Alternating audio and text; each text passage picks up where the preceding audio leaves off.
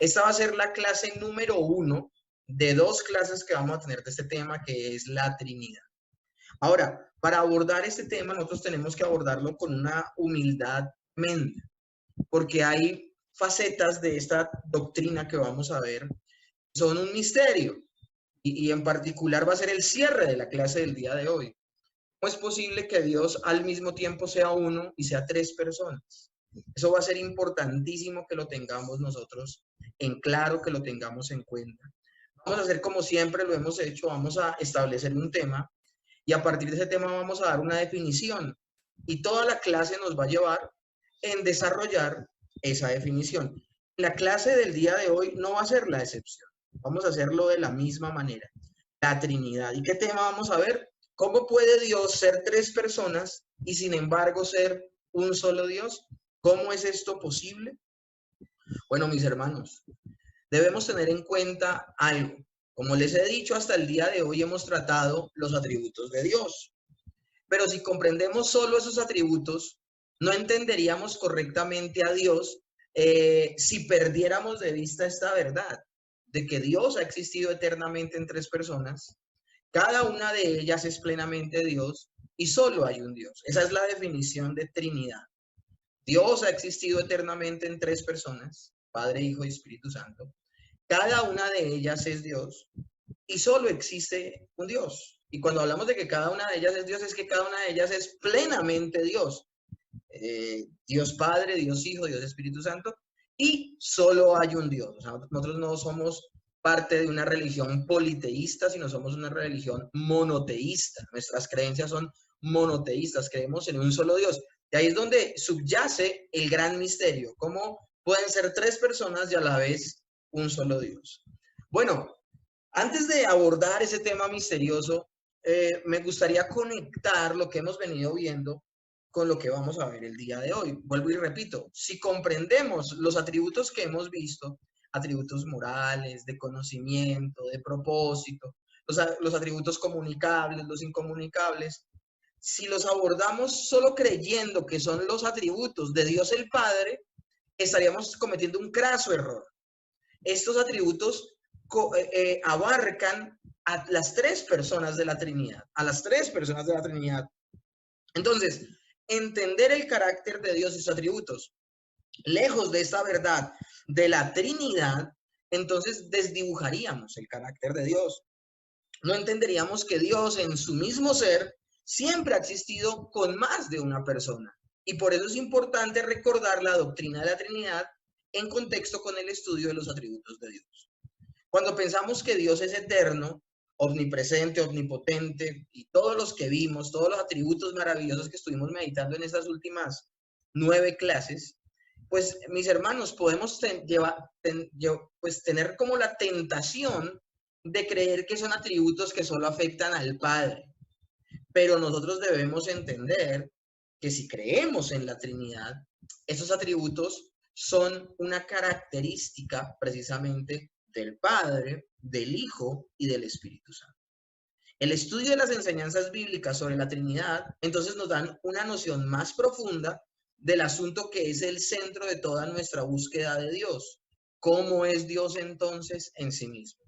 Nosotros tendremos ya la posibilidad, por ejemplo, de 2 materias que nos van a permitir ver de manera más profunda, por ejemplo, a Dios Hijo en Cristología, o ver de manera más profunda el ministerio y la obra del Espíritu Santo en Neumatología.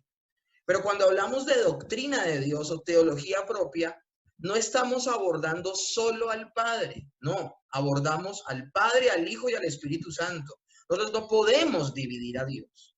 Y a veces somos tentados en nuestra mente a dividir a Dios. Ah, este es el Padre. Ah, este es el Hijo. Ah, este es el Espíritu Santo. Y es bueno cuando queremos saber cuál es la obra del Padre, la obra del Hijo, la obra del Espíritu Santo, cómo es el orden económico de Dios, que también lo vamos a ver en futuras clases, es decir, cómo se subordina al interior de la Trinidad el Hijo al Padre y el Espíritu Santo al Hijo y al Padre. Esto será importante. Pero nosotros no podemos perder de vista que nosotros no podemos tender a dividir a Dios. Por ejemplo, el creyente habla bajo la unción y el poder del Espíritu Santo. Cuando una persona habla con denuedo la palabra, ya que hablamos de esto en el tema del culto de oración del lunes, que fue una bendición, toquemos ese tema. Entendíamos que es por la obra del Espíritu Santo que el creyente recuerda las Escrituras, que las puede predicar con denuedo y que puede hacer la obra de Dios en ese aspecto de la predicación. Pero ¿por qué razón entonces el libro de Pedro habla de que cuando pregonaba el Evangelio, Noé lo hacía con el Espíritu de Cristo? Porque está hablando precisamente Pedro que aunque es el Espíritu Santo, el Padre y el Hijo están presentes. Nosotros no podemos dividir a Dios y tampoco lo podemos hacer en cuanto al carácter y sus atributos. Por eso es tan importante que inmediatamente después de ver el carácter y los atributos de Dios, veamos la doctrina de la Trinidad. Quiero recordarles nuevamente la definición, ya se las dije, pero se las quiero recordar y ver las tres partes que subyacen en ellas. Ninguna de estas tres partes puede retirarse de esta definición, porque en el momento que retiremos una de estas declaraciones, no es la Trinidad. Entonces, ojalá, y esto sí se los voy a exigir, ustedes deben aprenderse esta definición de memoria. Muchos, enfatizando solo en uno de estos puntos, caen en herejías. Hay que enfatizar los tres puntos a la hora de hablar de la Trinidad. Escuchen bien. Dios existe eternamente en tres personas: Padre, Hijo y Espíritu Santo. Y cada una de estas personas es plenamente Dios. Cada persona es plenamente Dios. Y hay un solo Dios. Entonces, ojalá ustedes empiecen a recordar esta definición, porque es muy importante. Vuelvo y se la repito. Dios ha existido eternamente en tres personas: Padre, Hijo y Espíritu Santo. Cada una de las personas mencionadas es plenamente Dios y hay un solo Dios. No podemos olvidar ninguna de estas afirmaciones al hablar de la definición de la Trinidad. Ahora, este tema es tan extenso, mis hermanos, que ha habido oportunidades y ha habido seminarios donde yo he tenido la temeridad de darla en una sola clase. El día de hoy no lo voy a hacer. Y no lo voy a hacer ¿por qué? Porque quiero que disfrutemos por un lado la clase y dos, que podamos hacer preguntas al final de solamente la primera parte que vamos a ver el día de hoy. Vamos a tener una segunda clase de Trinidad. Entonces, como que los preparo mentalmente, ojalá para que disfruten el día de hoy la clase, hagan las preguntas que sean pertinentes el día de hoy y nos preparemos ya para la próxima semana una segunda parte. Ahora, hay que aclarar algo. La palabra Trinidad es una palabra teológica, no es una palabra bíblica. Y eso ya se los había dicho a ustedes en anteriores clases y les aclaraba cuál era la diferencia. ¿Cuál es la diferencia entre que una palabra o un término sea bíblico o teológico? Que alguien está escribiendo por acá a ver qué es lo que está tratando de decir. Buenas noches, pastor, bendiciones, perdón. Bueno, ok, no hay problema. Bienvenida, Kelis. Lo tremendo del asunto es lo siguiente. Cuando hablamos de un término teológico y un término bíblico es un término que aparece en la escritura. Entonces, cuando aparece, por ejemplo, el término justificación en la escritura, o por ejemplo el término predestinación, que tantos evitan, pero no, por más que lo eviten, no lo pueden borrar de la Biblia, porque en la Biblia en varias oportunidades aparece la palabra predestinación, el término predestinación, y eso lo hace un término bíblico. Pero hay otros términos que son palabras que la teología desarrolla para darle claridad a un fenómeno al interior de las escrituras. Y es el caso, por ejemplo, de la Trinidad. La palabra Trinidad no aparece al interior de las escrituras. Por ejemplo, la palabra Biblia no aparece en las escrituras. Entonces, interesante, en las escrituras no aparece la palabra Biblia. La palabra Biblia es un término teológico que se refiere a la suma de los 66 libros, 39 en el Antiguo, 27 en el Nuevo, que conforman el canon. Y Biblia viene del término biblos, que significa libros, cúmulo o suma de libros. Ahí viene el término Biblia. Entonces, el término Biblia, que es tan conocido, tan apreciado y amado por nosotros, no es un término bíblico, es un término teológico. Y es un término que se le da a un fenómeno, y es el fenómeno del canon de las escrituras. Son 66 libros y la suma de ellos es la revelación progresiva de nuestro Dios con respecto a sus planes, a su propósito, a su decreto. Maravilloso.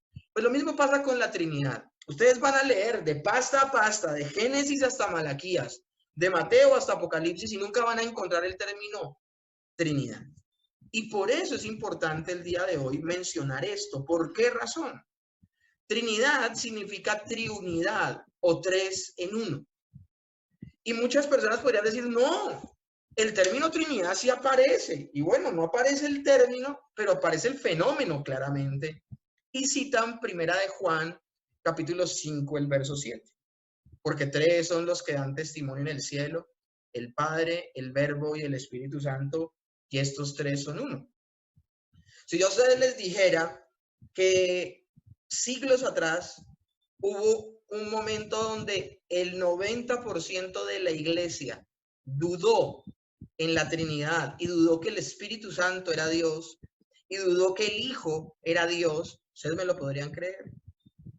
Ahora alguien diría, pero ¿cómo puede la iglesia dudar del fenómeno de esto que está presente en las Escrituras con textos como estos de Primera de Juan, capítulo 5, verso 7? Porque tres son los que dan testimonio en el cielo, el Padre, el Verbo, que ahora conocemos como el Hijo, y el Espíritu Santo, y estos tres son uno. O sea, con textos como estos, ¿cómo uno puede dudar en la Trinidad? Bueno, mis hermanos, yo a ustedes en la materia, y miren por qué es importante estudiar la teología sistemática. La teología sistemática se llama teología sistemática porque nosotros estudiamos una materia y en base a esa materia viene la segunda. Y en base a esa segunda viene la tercera y así sucesivamente. Es un estudio sistemático, ordenado y progresivo. Nosotros cuando vimos la primera materia que fue doctrina de las escrituras o bibliología, veíamos una situación que había al interior de las nuevas traducciones de la Biblia que se llamó las adiciones tardías. Por un momento voy a activar el sonido y le voy a pedir que alguien de los que está conectado me recuerde qué es eso de las adiciones tardías. Si alguien me ayuda y me dice, ya activé el micrófono, si alguien de los que está presente me puede decir, ¿recuerdan qué son las adiciones tardías? Les agradecería. Ya pueden activar y contestar. Son ¿Quién habló? adiciones. ¿Quién Soy habló? Rosa, buenas noches. Señora Rosa, ¿cómo has estado? Bien, Le voy a gracias. pedir el favor a los estudiantes que cuando vayan a hablar digan su nombre como para que todos lo sepan. Señora Rosa, muchas gracias por su participación. Cuéntanos. Ok, estas son adiciones que hicieron los escribientes, los que copiaban de un pergamino a otro. Entonces ellos hicieron esas adiciones. En su momento hablábamos de que fueron malintencionados al hacerlo o qué fue lo que sucedió. No, no fueron malintencionados. Ellos de pronto quisieron como clarificar algo que creyeron. ¿Y eso que anotaron fue ellos queriendo añadirle a la Biblia o cómo podemos tomar esos apuntes que ellos hacen? En ese momento nosotros lo veíamos y veíamos que los amanuenses, los escribas que tenían esta labor, se tomaban tan en serio la labor, no de traducir, porque no estoy hablando de traducciones, sino de copiar, o sea, copiar al carbón. En esa época, estamos hablando de épocas antiquísimas, donde no existía ni siquiera la imprenta, porque es que la imprenta viene hasta el siglo XVI con Gutenberg, y es por eso la explosión en el siglo XVI de la Reforma Protestante.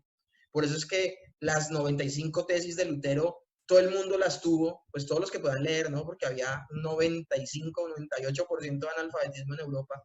Las pocas personas que tenían el privilegio de poder leer fueron las que tuvieron una copia en sus manos en su lengua o en latín. Y lo tremendo del asunto es que la pudieron leer y se pudo multiplicar eso que hizo Lutero. Pero antes de la imprenta, a la gente le tocaba a mano. Y le hacía la pregunta a la señora Rosa por esto. La señora Rosa tiene toda la razón. Fueron adiciones que hicieron las personas cuando están copiando, pero no porque quisieron sumarle a la Biblia, sino porque ellos, tratando de hacer algunas observaciones como a manera de pie de página, al terminar su labor y la retomaba otra persona, la otra persona que retomaba la labor, que es una labor muy larga, es una labor muy extensa, que a veces a muchas personas les tomaba su vida y por una u otra razón los reemplazaba una persona o porque ya no se iban a dedicar a eso o porque sencillamente morían. Y la persona que retomaba la labor no sabía qué era escritura y qué era un pie de página y asumió que hacía parte de la escritura y lo dejó anotado. ¿Por qué yo estoy haciendo esta observación? En su momento hablábamos que al día de hoy, y esto es por eso es tan importante que ustedes puedan hacer completa la teología sistemática, en su momento cuando hablamos esto, alguien se podría escandalizar y decir, entonces la Biblia que tenemos no es confiable. No, miren mis hermanos, según la crítica textual tiene la labor, yo siempre hago esta claridad cada vez que hablo de este tema de las adiciones tardías, porque es muy importante que tú no pierdas la credibilidad de la Biblia que tienes en este momento. Pero el hecho de no perder la credibilidad de la Biblia que tenemos no quiere decir que no podamos aceptar el hecho de que sí se añadieron cosas posteriores al canon y que no pertenecían a los originales. Y eso hay que hablarlo. Y hay que hablarlo como parte de la honestidad intelectual del seminario. Y también la honestidad a la hora que tú te puedas acercar a las escrituras. Ahora, la crítica textual que nace con el deseo de invalidar la Biblia como libro antiguo veraz, porque los eruditos de la crítica textual querían invalidar la Biblia como libro fidedigno. Pero al darse cuenta de que habían muchas copias y muy cerca al original, y que todas las copias decían lo mismo, ellos pudieron ratificar que la Biblia que tenemos al día de hoy es una Biblia confiable. Ahora, ¿qué sucede? Con el paso del tiempo, cada vez que se iba apartando más la copia del original, salían nuevas copias un poco más largas, ya no de la misma magnitud, de las mismas letras, de los mismos caracteres, sino más largas. Y cuando se comparaban con las antiguas, se daban cuenta que sucedía lo que les acabo de decir. Copistas añadían pie de páginas que afirmaban ideas de la misma escritura de lo que estaban escribiendo. ¿Por qué estoy haciendo esa claridad en este momento, mis hermanos? Porque Primera de Juan, capítulo 5, verso 7, se conoce como la coma juanina y es un texto que no existe en los manuscritos más antiguos, fieles a los originales. Es decir, que estamos enfrente, voy a volver a poner silencio. Señora Rosa, muchas gracias por tu participación. Cuando ustedes contestan así tan claramente, uno dice, gloria a Dios, está haciendo la labor, se les está quedando la enseñanza. Entonces, voy a tratar de darle siempre espacio para algunas preguntas y que ustedes puedan participar. Entonces, lo que estoy hablando en este momento es bien importante, pero quiero cerrar paréntesis con lo de las adiciones tardías para que ustedes no pierdan la confianza en las escrituras en cuanto a que de la Biblia que nosotros tenemos al día de hoy, la Reina Valera, por ejemplo, en la Reina Valera un 99.8% es lo que quedó escrito en los originales. Las copias son fidedignas a los originales. Hay como un 0.8% de adiciones tardías, pero las hay, mis hermanos. O sea, en la versión Reina Valera hay adiciones tardías. Por eso hay personas que en el ánimo de exaltar una versión por encima de la otra dicen, la nueva versión internacional no escribe textos tan importantes como estos. No es que no los escriba, es que esos textos que se asumen como escritura no hacen parte de los manuscritos más antiguos de la Biblia y por eso lo más seguro es que no hacían parte de la Biblia. Textos, por ejemplo, este género no sale sino con oración y ayuno, la parte y ayuno es una edición tardía. La versión original dice con oración. Toda la parte de la mujer adúltera, donde es pillada en el mismo acto de adulterio y apedreada, que es Juan capítulo 8, desde el verso 1 en adelante, todo eso es una edición tardía. Se cree que sucedió esa situación, se cree que fue un momento histórico, pero cuando Juan escribió el Evangelio, no escribió esa historia. Se cree que es un pie de página de un copista que trajo esa historia maravillosa y hermosa, pero por ejemplo, cuando yo di el Evangelio de Juan, yo no prediqué de eso, porque nosotros creemos en la inspiración verbal y plenaria de las Escrituras, creemos en la inerrancia de las Escrituras, y desde el púlpito solo vamos a predicar lo que dice la Escritura y la seguridad que tenemos de los manuscritos originales. Ahora, si se dan cuenta con todos estos textos no cambian la Escritura. Todas ese 0.8% de adiciones tardías que podemos encontrar en la Escritura, nada de lo que aparece contradice la Escritura, contradice la Biblia. Antes en oportunidades la afirma. pero por no haber sido escrita y haber aparecido en los manuscritos más antiguos, lo que creemos entonces acerca de esos textos es que son textos inspirados por el hombre, no por Dios, y por eso no los predicamos.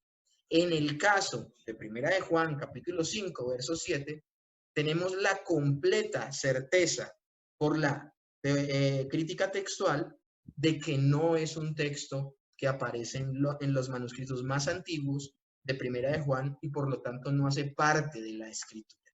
No hace parte de la escritura. Y quiero hablarles un poco de este texto precisamente. El texto oficial de la Biblia de Jerusalén, es decir, como decía el original, la copia más antigua, es la siguiente. Pues tres son los que dan testimonio: el agua, el espíritu, el agua y la sangre. Y los tres convienen en lo mismo. El texto está hablando de algo completamente distinto. Ahora, la coma juanina lo que añade es: en el cielo el Padre, la palabra y el Espíritu Santo. Y estos tres son uno, y son tres los que dan testimonio en la tierra. Eso fue lo que se le añadió. De tal manera que en algunas Biblias, entre el siglo XVI, miren qué tan tardío, por eso se llama adiciones tardías a este fenómeno. En el siglo XVI y el siglo XIX vemos fusiones en este texto con la versión original de la Biblia, quedando de esta manera. Pues tres son los que dan testimonio: en el cielo el Padre, la palabra y el Espíritu Santo. Y estos tres son uno, y son tres los que dan testimonio en la tierra: el espíritu, el agua y la sangre, y los tres convienen en lo mismo. Una fusión que se hizo allí para supuestamente hablar del fenómeno de la Trinidad. Entonces, mis hermanos, es importantísimo hablar de este tema. Hablemos un poco histórico. El problema con esta traducción es que se basa en un número muy pequeño de manuscritos griegos no confiables.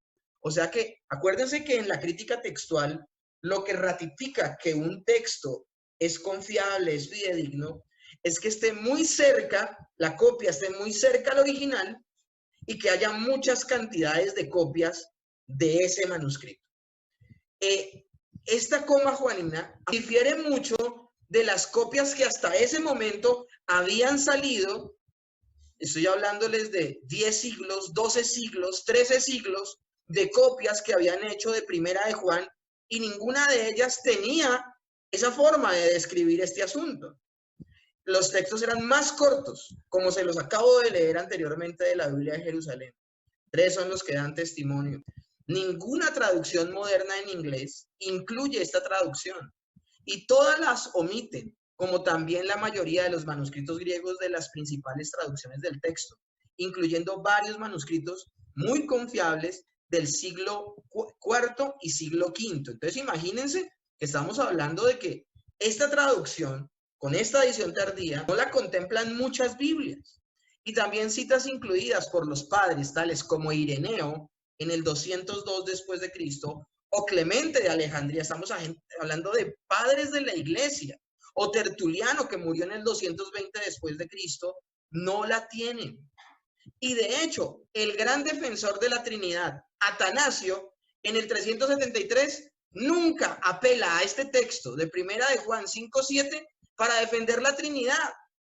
Por eso les digo a ustedes, si ese texto ha estado siempre en la Biblia, ¿por qué en algún momento, en la época de Atanasio, que fue el gran defensor contra Arrio, porque Arrio se levanta diciendo que el Espíritu Santo no es Dios y que Jesús no es Dios, que de hecho estas personas lo que dicen es que Jesús es el primer ser creado por Dios, una cosa herética completamente terrible, y el 90% de la iglesia en bloque estaba creyendo esto? La guerra por la Trinidad fue una guerra que le tomó a Atanasio casi 40, 50 años en defenderla vez tras vez. Y nunca Atanasio usa este texto de Primera de Juan 5:7. ¿Por qué?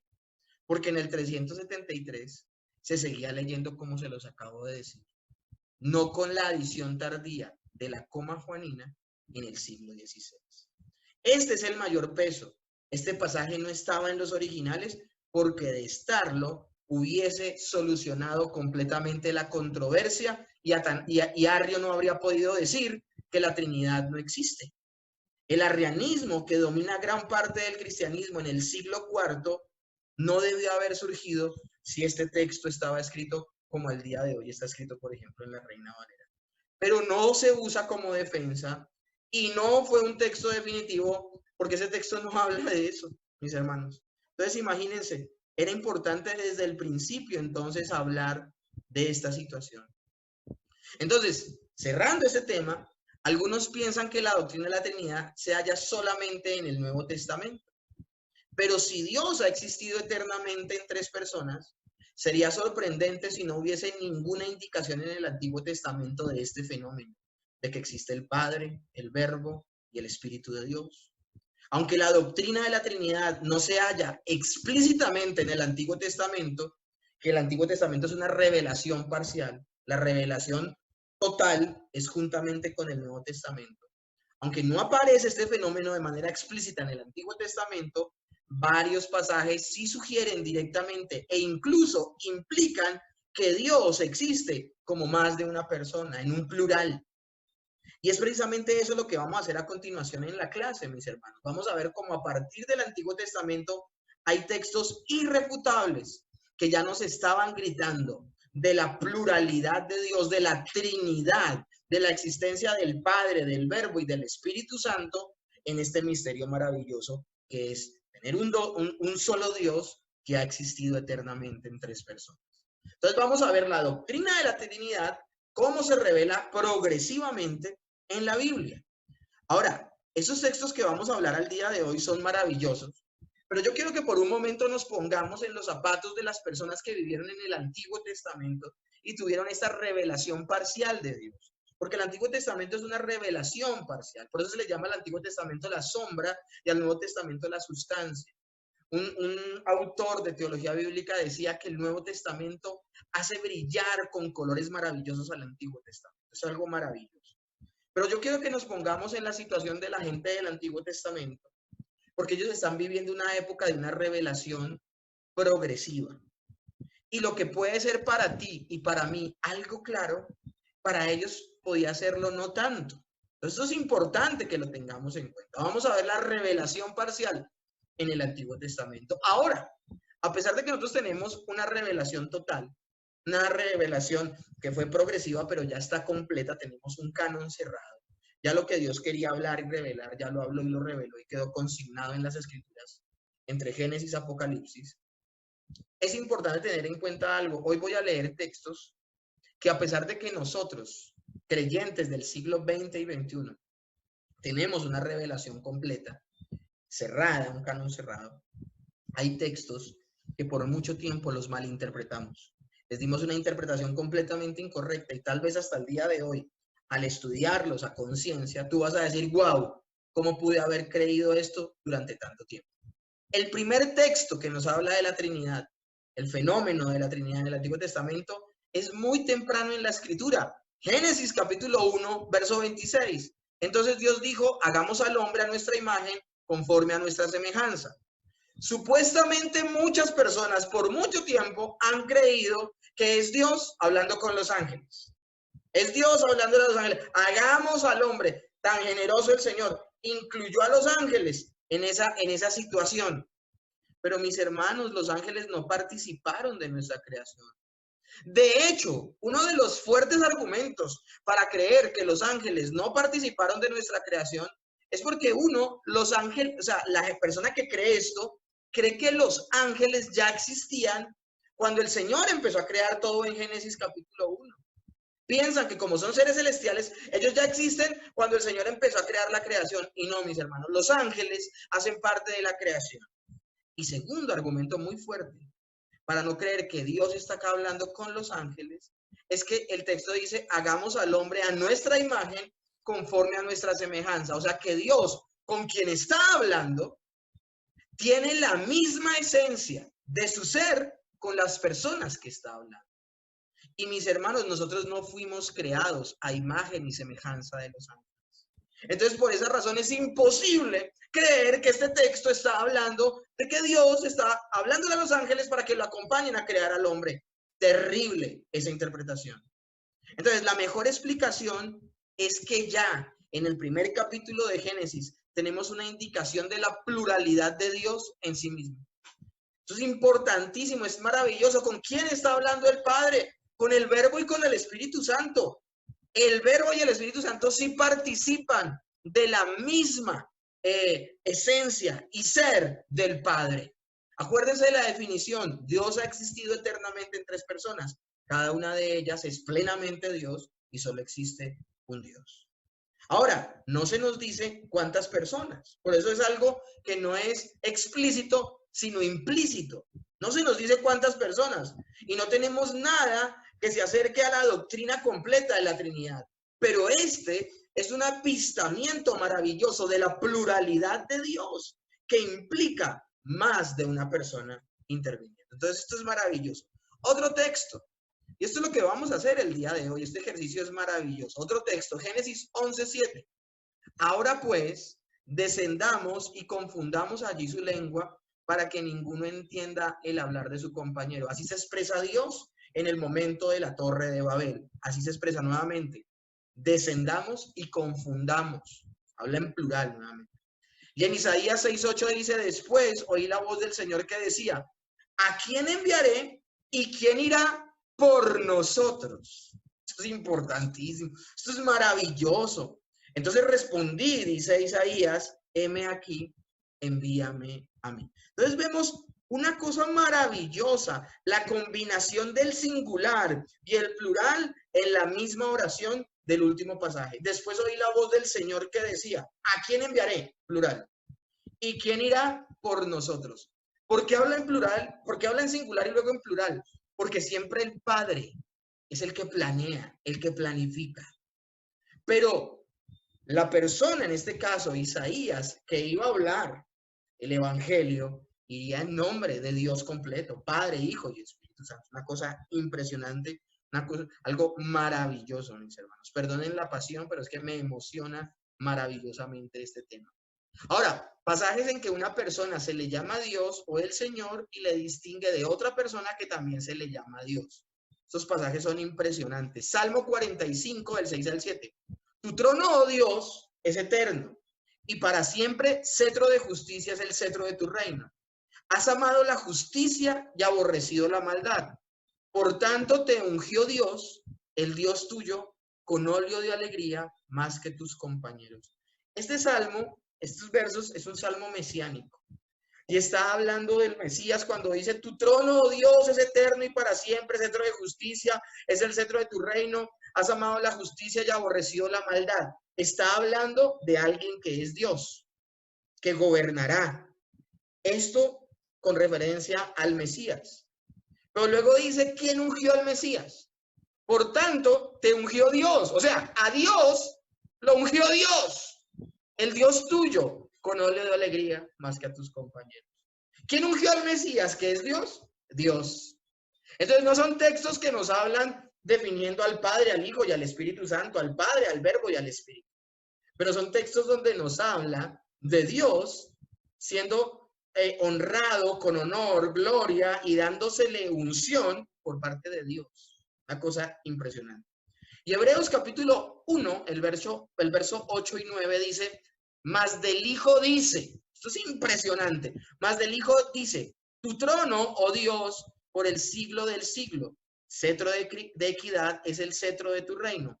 Has amado la justicia y aborrecido la maldad, por lo cual te ungió Dios, el Dios tuyo, con óleo de alegría más que a tus compañeros. Este texto lo está hablando el autor de Hebreos citando el Salmo 45. Pero aquí el autor de Hebreos sí dice de quién está hablando en principio y dice por inspiración divina, por revelación de lo alto. El autor de Hebreos dice, más del Hijo, dice, al Hijo ¿quién lo ungió? Dios. Entonces este texto nos vemos más claramente que se está hablando del Hijo y se está hablando de otra persona de la Trinidad. Aún no se detecta de cuál persona, pero es algo maravilloso, es algo importantísimo. Seguimos viendo evidencias en los salmos. Y ahora es el Salmo 110, verso 1, que me parece maravilloso. Nosotros tuvimos la oportunidad, yo tuve la oportunidad de explicar esto cuando hablábamos en Mateo de este pasaje. Salmo 110, 1 dice, Jehová dijo a mi Señor, siéntate a mi diestra hasta que ponga a tus enemigos por estrado de tus pies. Ese texto de pronto uno lo lee de rapidez y uno dice, bueno, pero hay que... ¿Quién es el Señor de David sino Dios mismo? ¿Y quién podría estarle diciendo a Dios, siéntate a mi diestra, excepto alguien que también sea plenamente Dios? Este fenómeno, esto maravilloso que yace en este Salmo 110, es una pregunta que el Señor Jesús le hace a los fariseos. Los fariseos que siempre están mencionando a Abraham, que están mencionando a Moisés, que están mencionando al rey David, para quitarle toda credibilidad al Señor Jesús. El Señor Jesús siempre los deja callados con su sabiduría, diciendo antes de que Abraham fuese yo soy, hablando de que no, el que les dio pan en el desierto no fue Moisés, sino fue Jehová Dios, y ese pan del cielo, yo soy el pan de vida, una cosa impresionante. Pues lo mismo hace con David. Y le dice el Señor Jesús a los fariseos algo impresionante, una pregunta impresionante. Dice así Mateo 22, 41 al 46. Los que quieran ver en más detalle esto que les voy a explicar, pueden ir a la predicación de este pasaje, Mateo 22, 41 al 46, y se los explico en el sermón de manera maravillosa y un poco más extensa que la clase no me permitió. Y estando juntos los fariseos, Jesús les preguntó, diciendo, ¿qué pensáis del Cristo? ¿De quién es hijo? De una vez los fariseos contestan sin pensar, pues de David. Él les dijo, de David. Bueno, ¿cómo David en el espíritu le llama Señor diciendo, dijo el Señor a mi Señor, siéntate a mi derecha hasta que ponga a tus enemigos por estrado de tus pies? Pues si David le llama Señor, ¿cómo puede ser su hijo? Y nadie le podía responder palabra, ni osó alguno decir aquel día más preguntas. Mis hermanos, el Señor Jesús le pregunta de esta manera a los fariseos porque él está exaltando la unión hipostática que existe en el Señor Jesucristo. El Cristo debía tener la unión hipostática de ser completamente hombre, pero completamente Dios. Como completamente hombre, Jesús era hijo de David, o sea, era un descendiente de David. Pero como Dios, Jesús existía antes. El Hijo, el Verbo, existía antes de David. Y por existir antes de David, por eso David lo llamaba ¿qué? Señor. Esto volvía loco a todos los judíos y a los israelitas del primer siglo por esa revelación progresiva en la cual no podían ver claramente el fenómeno de la Trinidad. De hecho, el Señor Jesucristo es el que empieza a revelar ese misterio maravilloso de la Trinidad de manera más espectacular con textos como estos. Jesús correctamente entiende que David se refiere a dos personas separadas como Señor. Está hablando precisamente del Hijo y del Padre. Una cosa impresionante, algo maravilloso. Ahora, podemos ver y seguir desarrollando el tema del día de hoy con Malaquías. Malaquías 3:1 dice, el Señor Todopoderoso responde, yo estoy por enviar a mi mensajero para que prepare el camino delante de mí. De pronto vendrá su templo el Señor, a quien ustedes buscan, vendrá el mensajero del pacto en quienes ustedes se complacen. Aquí de nuevo, el que habla es el Señor Todopoderoso. Se distingue a sí mismo como el Señor a quien ustedes buscan en el texto. Esto sugiere que son dos personas separadas. A ambas se les llama Señor y ambas son Dios. Hermanos, podríamos quedarnos aquí en pasajes y pasajes del Antiguo Testamento impresionantes. Miren este de Isaías 48, del 12 al 16. Óyeme, Jacob, y tú, Israel, a quien llamé. Yo mismo, yo el primero, yo también el postrero. Mi mano fundó también la tierra, y mi mano derecha midió los cielos con el palmo. Al llamarlos yo, compadecieron juntamente. Juntaos todos vosotros y oíd. ¿Quién hay entre ellos que anuncie estas cosas? Aquel a quien Jehová amó ejecutará su voluntad en Babilonia, y su brazo estará sobre los caldeos. Yo hablé, y le llamé, y le traje. Por tanto será prosperado su camino. Acercaos a mí y oíd esto. Hasta ahí todo el tiempo está hablando que Dios envió a alguien. Dios envió a alguien. Y ese alguien hará todas estas obras y manifestaciones que está detallando muy puntualmente Isaías. Pero miren lo que dice el profeta. Acercaos a mí y oíd esto. Desde el principio no hablé en secreto.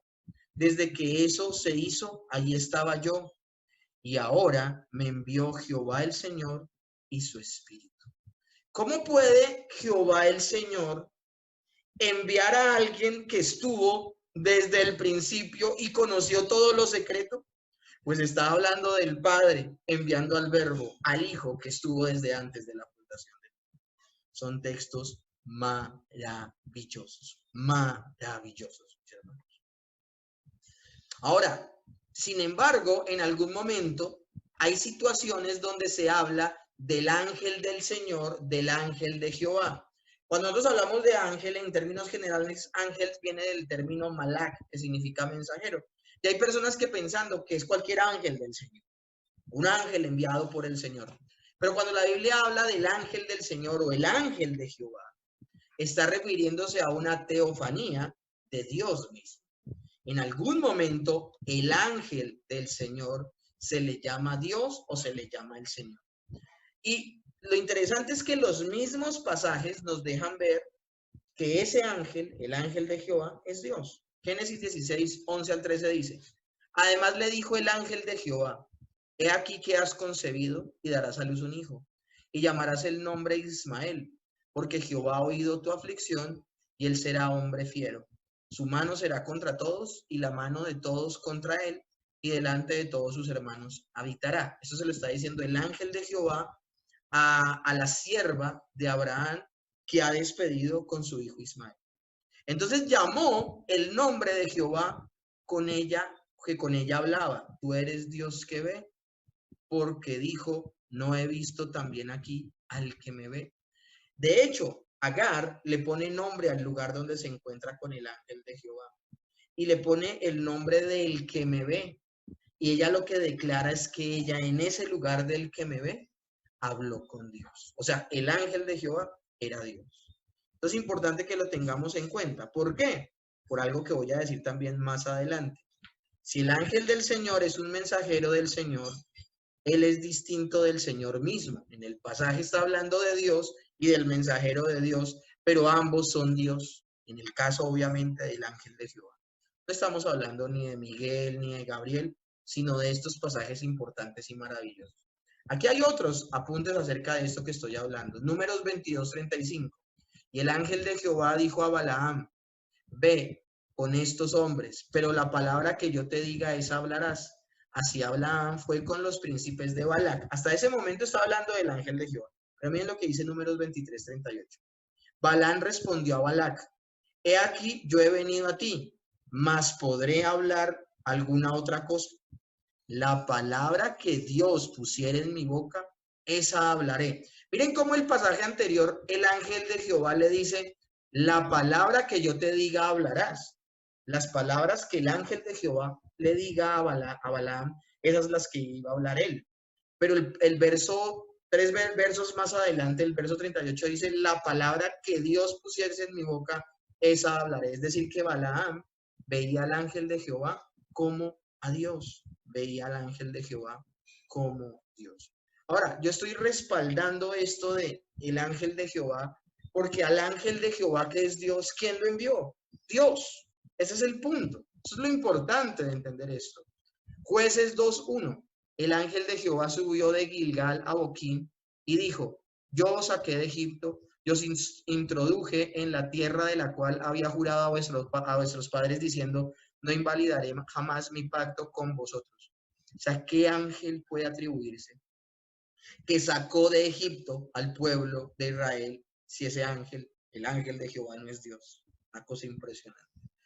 Algo impresionante. Jueces 6:11 dice: y vino el ángel de Jehová y se sentó debajo de la encina que está en Ofra, la cual era de Joás Abieserita, y su hijo Gedeón estaba sacudiendo el trigo en el lagar, para esconderlo de los madianitas. Ese texto solamente ha hablado que se le aparece el ángel de Jehová. Pero más adelante, en el verso 14, 3 versículos más adelante, dice el texto, está hablando Gedeón con el ángel de Jehová. Pero dice el texto: y mirándole Jehová dijo: ve con esta tu fuerza y salvarás a Israel de la mano de los madianitas. ¿No te envío yo? ¿Cómo el texto intercambia de manera natural el ángel de Jehová con Jehová? Una cosa impresionante. Son textos que, mis hermanos, hay que leerlos y quedar fascinado con esto que están mostrándonos maravillosamente. Ahora, la revelación más completa en el Nuevo Testamento también nos da pasajes que nos muestran más claramente la Trinidad. Y estos son los pasajes que mencionan juntas a las tres personas de la Trinidad. Lo sigue haciendo de manera subjetiva, pero muestra el fenómeno. Y uno de los más maravillosos, Mateo capítulo 13, del verso 16 al verso 17, el bautismo de Jesús, donde aparezca en los evangelios narrado el bautismo de Jesús, maravilloso, ahí se está hablando de la Trinidad.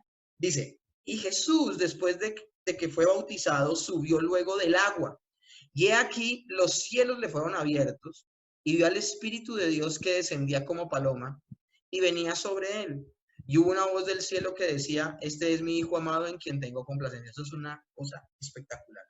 El Hijo está siendo bautizado.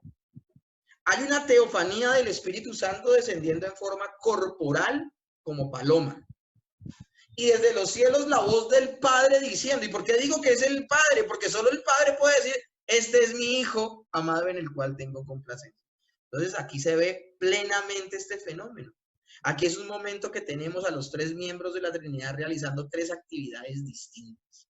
Dios Padre habla desde el cielo, Dios Hijo está siendo bautizado y Dios Espíritu Santo desciende del cielo para posarse sobre Jesús y facultarlo, ungirlo para su ministerio.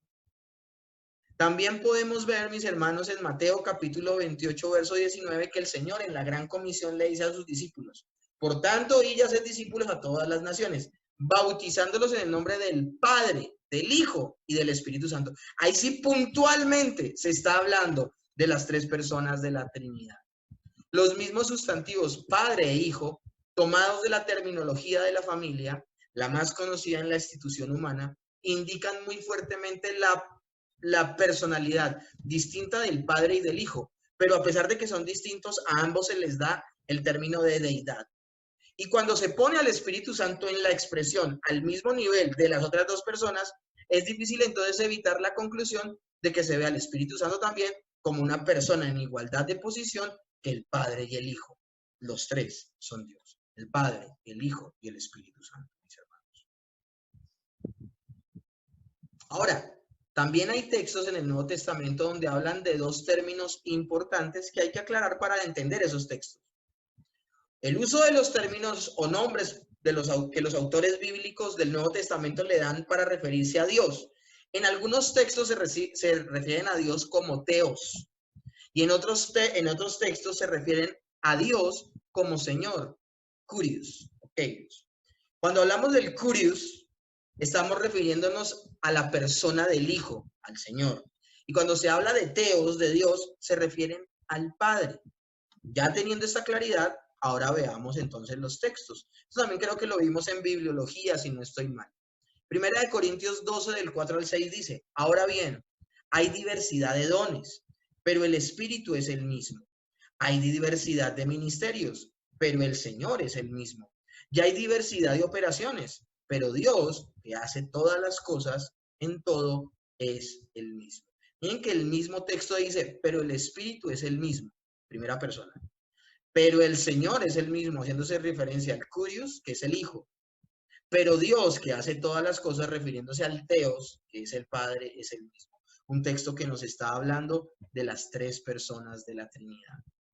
Y también vemos cómo el apóstol Pablo coloca en primer lugar a Cristo, que es cosa inaceptable si Pablo no considera a Cristo como Dios. Segunda de Corintios 13, 14 dice, la gracia del Señor Jesucristo, el amor de Dios y la comunión del Espíritu sea con todos vosotros. Amén. Y Efesios 4, del 4 al 6 dice, hay un solo cuerpo y un solo espíritu, así como también fueron llamados a una sola esperanza, un solo Señor, una sola fe, un solo bautismo, un solo Dios y Padre de todos, que está sobre todos y en medio de todos y en todos. Amén. Este es el primer credo, uno de los credos más antiguos que hay, porque el apóstol Pablo está hablando en lo que creemos, ya habla de un solo espíritu, un solo Señor, haciendo referencia al Kyrios, que es el Señor, al Hijo, y un solo Dios, que está haciendo referencia al Padre, a Dios. Entonces, maravilloso, maravilloso. Juan 1 del 20 al 21 dice, pero vosotros, amados, edificados sobre vuestra santísima fe, orando en el Espíritu, esto es Judas, perdón, estoy leyendo mal, Judas 1 del 20 al 21. Pero vosotros, amados, edificados sobre vuestra santísima fe, orando en el Espíritu Santo, conservados en el amor de Dios, esperando la misericordia de nuestro Señor Jesucristo para vida eterna. Amén. Entonces, mis hermanos, esto está impresionante. Y pasemos a otra situación importante para nombrar el día de hoy, ya terminando la clase. 3 declaraciones que resumen la enseñanza bíblica de la Trinidad. Estaba hablando en principio del fenómeno como aparece en el Antiguo y en el Nuevo Testamento. Ahora, acá estoy hablando de textos, no estoy hablando de todos los que hay, sino acá nos quedaríamos. Hay personas que tienen especializaciones de doctrina de Dios, en particular en Trinidad, en una de las personas de la Trinidad. Ahora imagínense nosotros. Acá estoy dando un panorama general de la situación, sin tratar de ser superficial, siendo profundo, pero no lo profundo que se puede llegar a ser ni minucioso. Entonces tengamos en cuenta esto. Vuelvo y les repito, ahora vamos a ver en esta segunda parte de la clase 3 declaraciones que resumen la enseñanza bíblica de la Trinidad. ¿Cuáles? Las que vimos en la definición. Dios ha existido eternamente en 3 personas. Cada una de ellas es plenamente Dios y solo existe un Dios. Eso es lo que vamos a ver en esta parte final. Las 3 partes de la definición. En cierto sentido, la doctrina de la Trinidad es un misterio que jamás podremos comprender. Sin embargo, podemos entender algo de su verdad resumiendo la enseñanza bíblica en 3 afirmaciones. Se las voy a estar repitiendo hasta la saciedad durante la clase de hoy y la dentro de 8 días para que nunca se les olvide y cada vez que alguien les pregunte por la Trinidad, no pierdan de vista ninguno de estas observaciones. Si pierdes de vista una de ellas, tuerces la doctrina. Primero, Dios ha existido eternamente en 3 personas.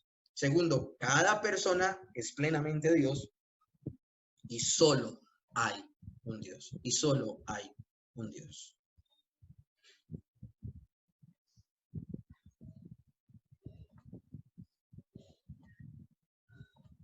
La palabra persona, mis hermanos, yo debo aclararles, alguna vez alguien me decía escandalizado que estaba mal decir persona a Dios, porque el término persona se está refiriendo a un ser humano y Dios no es un ser humano.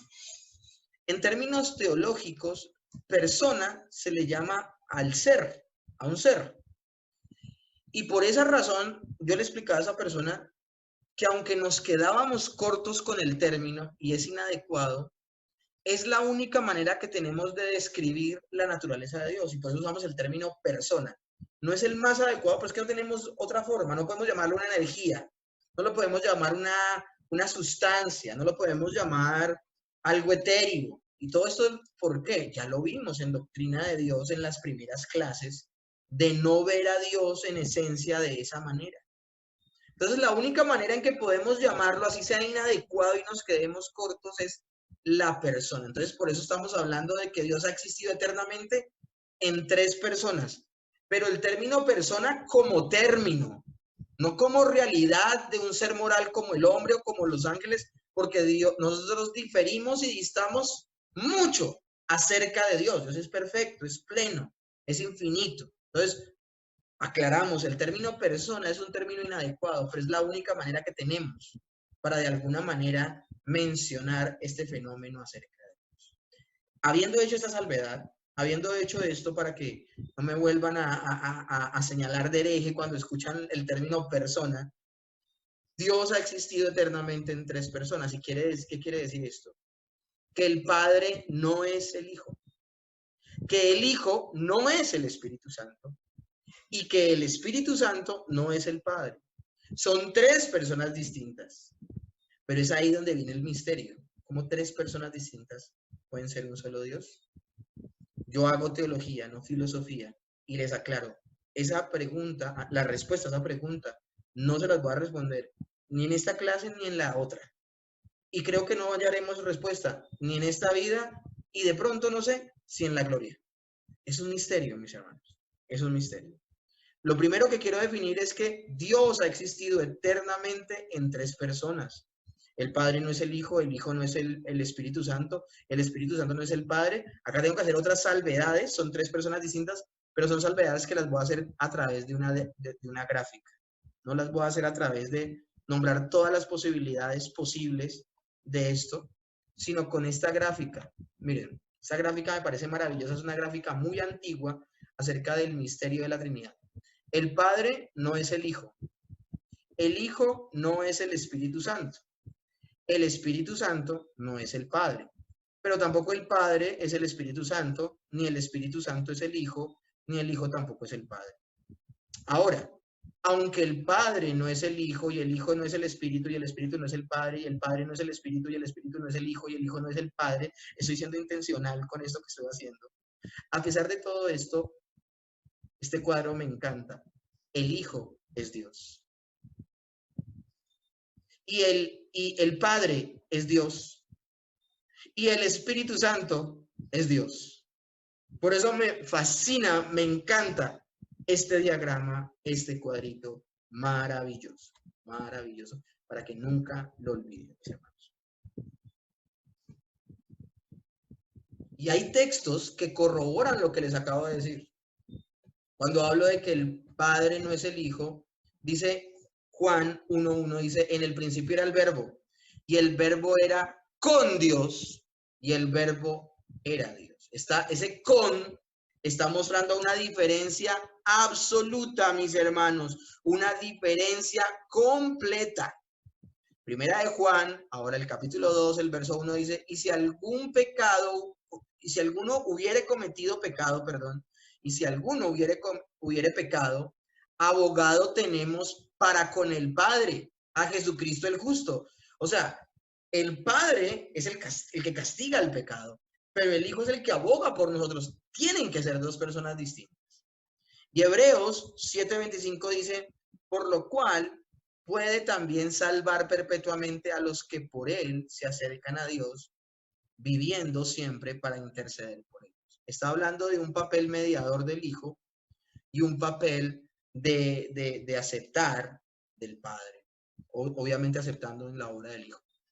El Padre tampoco es el Espíritu Santo, ni el Hijo es el Espíritu Santo, y vamos a ver los textos que nos muestran esta verdad. Juan 14:26, más el Consolador, el Espíritu Santo, a quien el Padre enviará en mi nombre, Él os enseñará todas las cosas y os recordará todo lo que yo os he dicho. Lo tremendo de la situación es que el Señor les promete el Espíritu Santo en el verso 26, pero en el verso 7 del capítulo 16, 2 capítulos más adelante del 14, miren lo que dice el Señor. Pero yo os digo la verdad, os conviene que yo me vaya, el Hijo, porque si no me fuere, el Espíritu, que es el Consolador, no vendría a vosotros, mas si me fuere, os lo enviaré. Entonces está hablando de dos situaciones, una en la que el Hijo asciende y estará sentado a la derecha del Padre hasta que vuelva por segunda vez, pero inmediatamente viene el Espíritu Santo. Esto es impresionante, son dos personas distintas. Muchos cuestionan que el Espíritu Santo no es una persona sino una fuerza, pero vemos que Jesús le da el pronombre masculino él, el Espíritu, ekenios, al Espíritu Santo. Lo asocia en sus labores al Padre y al mismo Jesús, que son personas. Yo no puedo asociar una cosa con una persona. Si asocio a alguien es porque ese con quien asocio también es una persona, lo cual indica la personalidad del Espíritu Santo.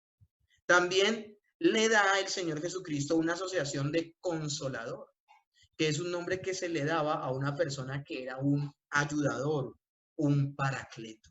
Entonces, mis hermanos, está completamente ratificado que son distintos, pero en el caso del Espíritu Santo, el Espíritu Santo es la tercera persona de la Trinidad. Ahora, otras actividades personales asociadas al Espíritu Santo, Juan 15:26 dice que da testimonio. Romanos 8:26 al 27 dice que intercede. Efesios 4:30 dice que se aflige por el pecado de los cristianos. El Espíritu Santo no es el poder, no es la fuerza de Dios, es Dios mismo. Que alguien diga que el Espíritu Santo es el poder de Dios se queda corto. Decir que el Espíritu Santo es la fuerza de Dios es quedarnos cortos. El Espíritu Santo, mis hermanos, es Dios mismo. Ahora, la segunda aseveración, ya hemos visto que Dios ha existido eternamente en tres personas. Ahora, cada una de esas personas distintas es plenamente Dios. El Padre es plenamente Dios, eso nunca se ha puesto en duda, pero lamentablemente que el Hijo sea plenamente Dios y que el Espíritu Santo sea Dios, sí se ha puesto en duda.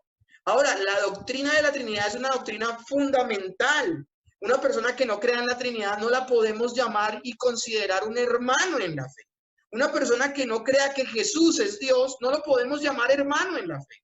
No podemos llamar a una persona hermana en la fe si no cree que el Espíritu Santo es Dios. Es una doctrina cardinal, una doctrina fundamental. Una persona que no crea en la Trinidad, en esta doctrina fundamental, no se le puede considerar cristiano. Juan 1, del 1 al 4 dice, en el principio era el verbo, y el verbo era con Dios, y el verbo era Dios. Este era en el principio con Dios. Todas las cosas por él fueron hechas, y sin él nada de lo que ha sido hecho fue hecho. En él estaba la vida, y la vida era la luz de los hombres. Desde el capítulo 1 del Evangelio, el apóstol Juan deja clarísimo, haciendo un paralelo con el mismo Génesis, en el capítulo 1 de Juan, hace un paralelo con el capítulo 1 de Génesis, hablando del principio. Dice, allí en el principio, cuando todo fue creado, estaba el verbo, y el verbo se ha hecho carne, porque es lo que luego va a decir. El verbo se hizo, ese verbo que en el principio estaba, y que el verbo era Dios, y que por él fueran hechas todas las cosas, y que en él estaba la vida. Luego va a decir más adelante del verso 4, que ese verbo se hizo carne. Está hablando del Señor Jesucristo. O sea que desde el capítulo 1, el apóstol Juan está diciendo que Jesús es Dios. Ahora alguien podría decirme, no, pero es que ese texto está mal traducido. Y yo tendría que decirles que ha sido influenciado por los testigos de Jehová. Hay algo claro en las escrituras, mis hermanos. Jesús es Dios. Ahora, ese en el principio, el texto griego, mis hermanos, tengo que hablarlo porque, vuelvo y les repito, hay gente influenciada por los testigos de Jehová. En el principio, el texto griego hace eco de las palabras de aperturas de Génesis. Vuelvo y les repito, un paralelo hace el apóstol Juan con Génesis, hablando del principio de Génesis. Y nos recuerda que Juan está hablando de algo que fue cierto antes de que el mundo fuese. ¿Y qué es lo que es cierto antes de que el mundo fuese? Que Dios el Hijo siempre fue plenamente Dios. Siempre fue plenamente Dios. Lastimosamente los testigos de Jehová han cuestionado la traducción que aparece en la Reina Valera, que aparece en la Nueva Versión Internacional, todas las traducciones antiguas donde se traduce Juan capítulo 1, donde se dice el verbo era Dios. Y la manera en que ellos traducen eso es que el verbo era un Dios, haciendo a Jesús un semidios y llamando a Jesús el primer ser creado de toda la creación, y por eso se le llama el unigénito. Una cosa terrible. Esto implica que el verbo era simplemente un ser celestial, pero no plenamente divino. Justifican su traducción apuntando al hecho de que el artículo definido como ho, que es él en español, no aparece antes de la palabra griega theos, o sea, para hablar de Dios. Dicen que theos debe traducirse un Dios por no tener el artículo definido ho. Eso es. Ahora, ni tú ni yo sabemos griego. ¿Eso qué tiene que ver? Se los nombro por una sencilla razón. Porque, sin embargo, ningún erudito que sí habla griego ha reconocido esta traducción jamás. Tal interpretación en ninguna parte es válida. De hecho, la nueva traducción de las escrituras de los testigos de Jehová no ha pasado la prueba de traducción realmente del griego por ningún erudito. O sea, fue pésima la manera en que tradujeron esas nuevas traducciones de las escrituras los testigos de Jehová. Ahora, la ausencia del artículo definido meramente que Dios es el predicado en lugar del sujeto de la oración. Nosotros debemos tener claro que cuando se habla de Dios en pasajes como Juan, capítulo 1, se está hablando de que el verbo era Dios, no un Dios. Es decir, que no es el sujeto, sino el predicado. Entonces hay que tener en cuenta esto.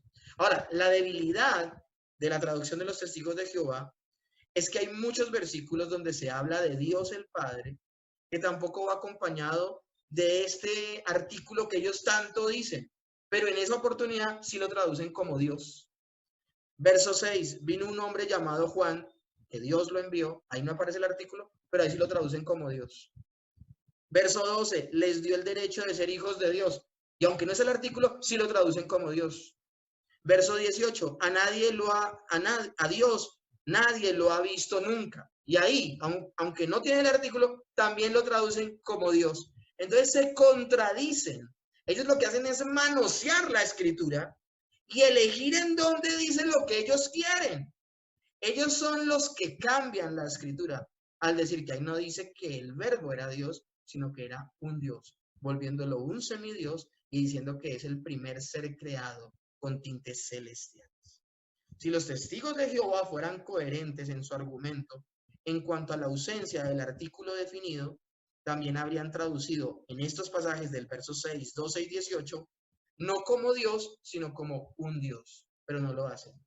Entonces, mis hermanos, hay que tener en cuenta esto. Yo sé que esto de pronto suena aburrido, como que, ay, esto a mí como que no me interesa, pero ustedes se van a encontrar con personas que les van a sacar esos argumentos en la calle. Ustedes tienen que ser personas plenamente preparadas para defender su fe. Juan 20, 28 dice, estos son textos donde hablan claramente de que Jesús es Dios. Hay gente que dice, no, en la Biblia, en el Nuevo Testamento, nunca Jesús dijo ser Dios. Ni la misma Biblia, ni los mismos autores bíblicos dijeron que Jesús era Dios. Eso lo asume el que lee la Biblia. Una farsa, es completamente falso, mis hermanos. Claro que la Escritura nos dice que Jesús es Dios. Juan 20, 28. Ustedes leen el Evangelio de Juan y el Evangelio de Juan tiene un propósito, que la gente sepa que Jesús es Dios. Ese es el propósito del Evangelio de Juan.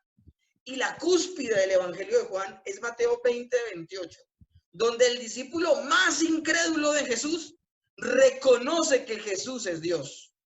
Mis hermanos, eso es tan tremendo que el discípulo más incrédulo de los 12 crea que Jesús es Dios. Es el pináculo, es el clímax del Evangelio de Juan y su propósito de que la gente crea que Jesús es Dios. Dice el verso 28 del capítulo 20 de Juan, del Evangelio de Juan. Entonces Tomás respondió y le dijo, Señor mío y Dios mío. ¡Oh! Este es el propósito del Evangelio, que las personas lleguen a tener la plena seguridad, como Tomás, que Jesús es Dios. El libro de Hebreos, el autor de Hebreos dice que Jesús es la fiel imagen, en griego carácter, que significa duplicado exacto. Jesús es el duplicado exacto, el carácter, la fiel imagen de Dios.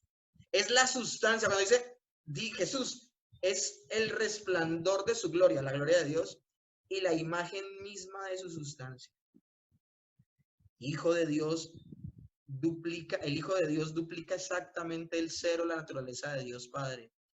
En todo detalles, cualquier atributo o poder de Dios Padre lo tiene también el Hijo por ser igual en él, en esencia y en ser. Una cosa impresionante. Hebreos 1, pero ahora el verso 8 dice, más del Hijo dice, tu trono, oh Dios, por el siglo del siglo, cetro de equidad, es el cetro de tu reino. Y como ya se nos está acabando el tiempo, tengo que ir rápido. Hebreos 1:10, y tú, oh Señor, en el principio fundaste la tierra y los cielos son obra de tus manos. Obviamente, atribuyéndole al Señor Jesús una obra creadora, una obra creadora. Finalizo, mis hermanos, el día de hoy con estos textos adicionales. Tito 2:13. Aguardando la esperanza bienaventurada manifestación gloriosa de nuestro gran Dios y Señor Jesucristo. Segunda de Pedro 1:1, a los que habéis alcanzado por la justicia de nuestro Dios y Salvador Jesucristo. A los autores bíblicos del Nuevo Testamento no les da pena llamar a Jesús Dios. ¿Cómo la gente puede decir que la Biblia en el Nuevo Testamento no llama a Jesús Dios?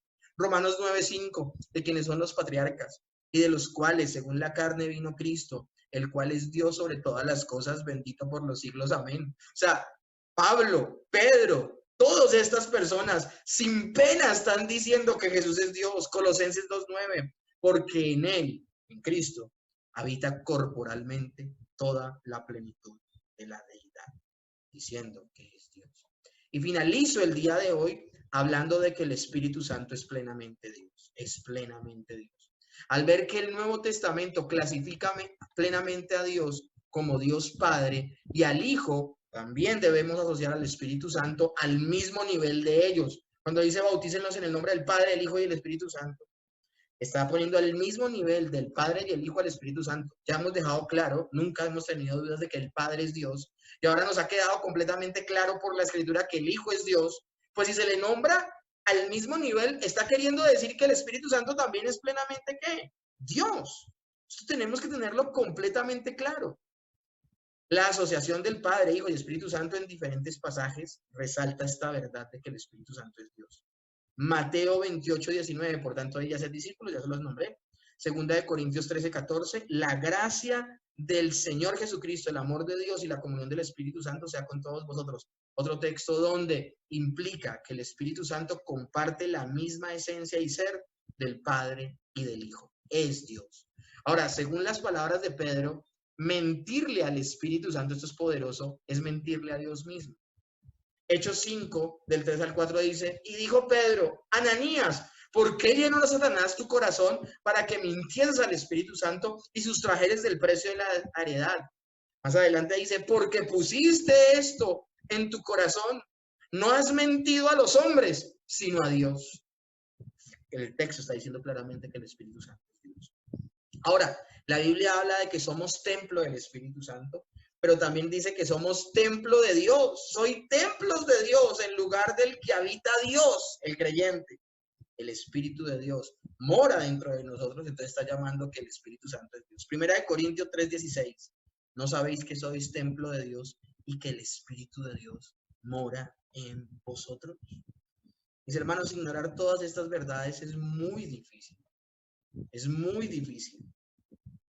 Es muy importante que nosotros tengamos por eso muy en claro la doctrina de la Trinidad. La Biblia también le da atributos al Espíritu Santo que solo le pertenecen a Dios. Omnipresencia, Salmos 139 del 7 al 8. ¿A dónde me iré de tu Espíritu y a dónde huiré de tu presencia? El Espíritu Santo es omnisciente, es omnipresente, perdón. Pero también es omnisciente, es decir, que todo lo sabe. Primera de Corintios 2 del 10 al 11. Pero Dios nos la reveló a nosotros por el Espíritu, porque el Espíritu todo lo escudriña aún lo profundo de Dios. El conocimiento infinito de Dios lo conoce el Espíritu Santo, porque el Espíritu Santo también es infinito, es Dios mismo. Y finalmente, el dar vida espiritual, algo que solo Dios da, es obra del Espíritu Santo. Juan 3, el Señor Jesús le dice a Nicodemo, tienes que nacer del Espíritu. El que no nace del Espíritu no tiene vida eterna. Y lo único que le da vida eterna a una persona es Dios. Entonces, ya hemos hablado de que Dios ha existido eternamente en tres personas. Cada una de ellas eternamente es Dios. Y finalizo con esto, solo hay un Dios. Y se tiene que hacer la aclaración en la definición, porque si nosotros creemos en tres dioses, seríamos politeístas, pero nosotros somos monoteístas, creemos en un solo Dios. Y es allí donde viene el misterio, donde viene el misterio. Es importante entonces, hasta este punto, tenemos dos conclusiones importantísimas en la enseñanza. Dios es tres personas y cada persona es plenamente Dios. Si dejamos la enseñanza hasta aquí, estaríamos enseñando que somos triteístas, politeístas, pero eso no somos nosotros. Nosotros somos monoteístas y creemos en un solo Dios. Por eso estamos obligados a hacer la tercera afirmación. Hay un solo Dios. Deuteronomio 6:4 dice, oye Israel, nuestro Dios, Jehová uno es. Dios es un solo ser, no hay tres dioses, hay un solo Dios. Primera de Reyes 8:60, a fin de que todos los pueblos de la tierra sepan que Jehová es Dios y que no hay otro.